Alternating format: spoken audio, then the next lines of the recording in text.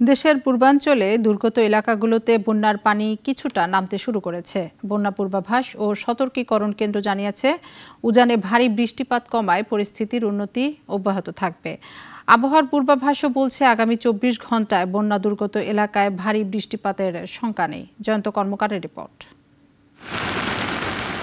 গত কয়েকদিনের টানা বৃষ্টি ও উজান থেকে নেমে আসা ঢলে দেশের উত্তর পূর্বাঞ্চল, পূর্বাঞ্চল ও দক্ষিণ পূর্বাঞ্চলের লাখ লাখ মানুষ এখন পানিবন্দী। এসব এলাকার প্রধান নদীসমূহের পানি ধীরগতিতে হ্রাস পাচ্ছে। আগামী ৩ দিন বন্যা দুর্গত এলাকা ও এর উজানে বৃষ্টিপাত আরও কমবে বলে জানিয়েছে আবহাওয়া অফিস। একই সাথে সেসব এলাকায় নেই ভারী বৃষ্টিপাতের সম্ভাবনাও। গতকাল থেকেই কিন্তু বৃষ্টিপাতের প্রবণতা অনেকটা কমে গেছে।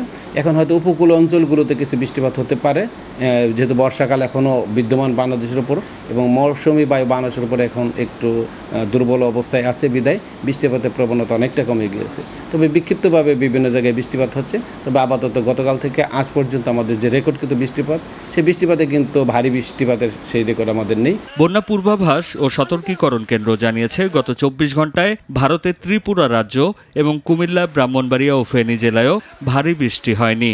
এতে উজানের নদ নদীর পানি সমতলে কমছে, ফলে বন্যা পরিস্থিতির উন্নতি হচ্ছে। এই ধারা অব্যাহত থাকবে।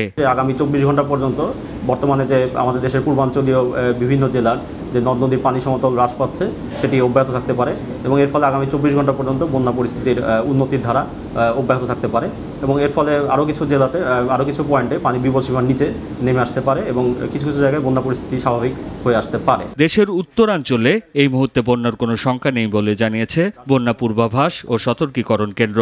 বন্যা পরিস্থিতির সামগ্রিক যে উন্নতি হচ্ছে, সেটি অব্যাহত থাকতে পারে। জয়ন্ত কর্মকার, নাগরিক, ঢাকা। ২৫০টিরও বেশি ডিজাইন অপশন নিয়ে ওয়ালটন স্মার্ট ফ্রিজ, বোঝে আপনার প্রয়োজন।